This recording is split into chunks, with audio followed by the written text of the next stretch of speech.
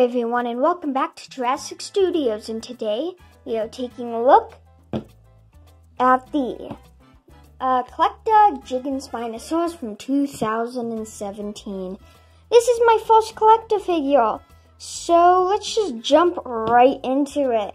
Alright, for paint, let's turn off the lighting because my lighting's not the best, so you can get a good look at it. It's dark, but this should work. So, there's this beige color at the bottom, and it's very nice.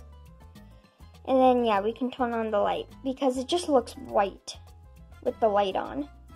Anywho, you have this nice peach color on the most of the body, with it eventually turning in. Oh, I'm thinking about a different figure. I'm dumb. Okay. So then you have these gray spikes with black thagomisers, and then red at the base and the tip of these huge spikes coming out by shoulder. I really like the gray osteoderms. I think the gray helps it just fit in with the spikes. Now for detail. The detail is simple but good. You just have these. You can't really see it. You just have these nice little wrinkles going along the belly, and the whole thing is basically just wrinkles and some scales. But it's so good and impressive, and yeah, you even have let's try to get that focus. You have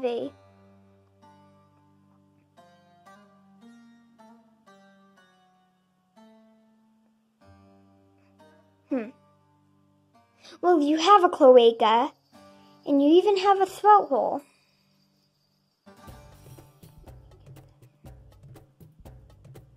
Anywho, it has a throat hole.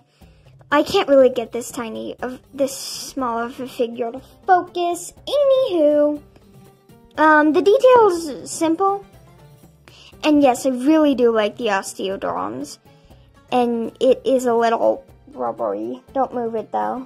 Not too much. Anywho, yeah, it's just paint and detail. It's good. Overall appearance, it's beautiful. You have that nice stride. He's taking long strides, and he's so perfectly turns his head, and it's just so realistic. All the movements are so realistic. That nice little tail going up and then kind of curving. It's so awesome. And overall appearance with all the detail and paint and just the pose, it looks very impressive, and it'd be great to just see on the shelf or outside in a film. A new series coming out next year. Island of the Prehistoric. Anywho, yes, you got that little sneak peek of a new series I'm creating called Island of the Prehistoric. Anywho, with that out of the way, let's go to inaccuracies. There's very little inaccuracies about this little cute guy.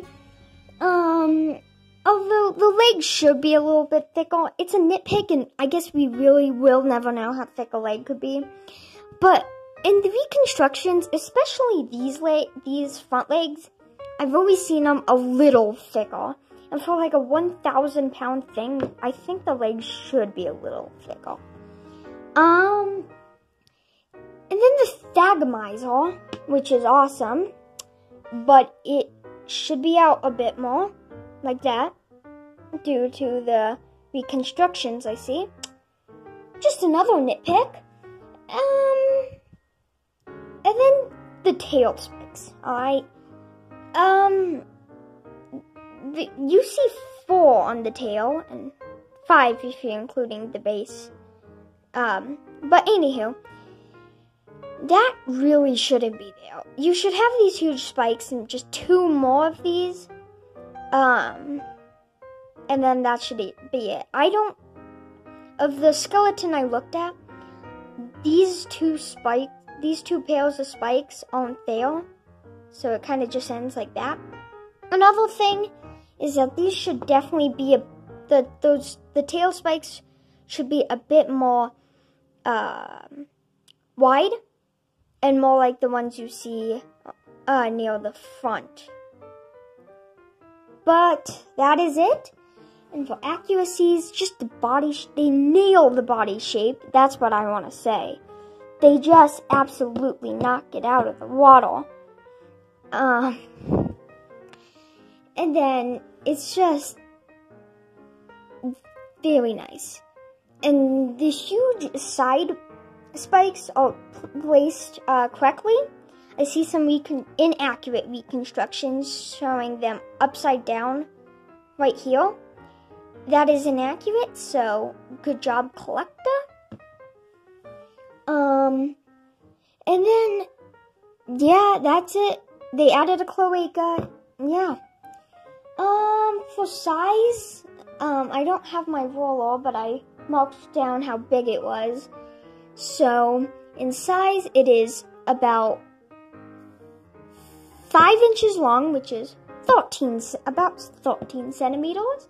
And at the height, which is at the tallest point, which is this thagomizer, it is 2 inches tall, which is about 5 centimeters long.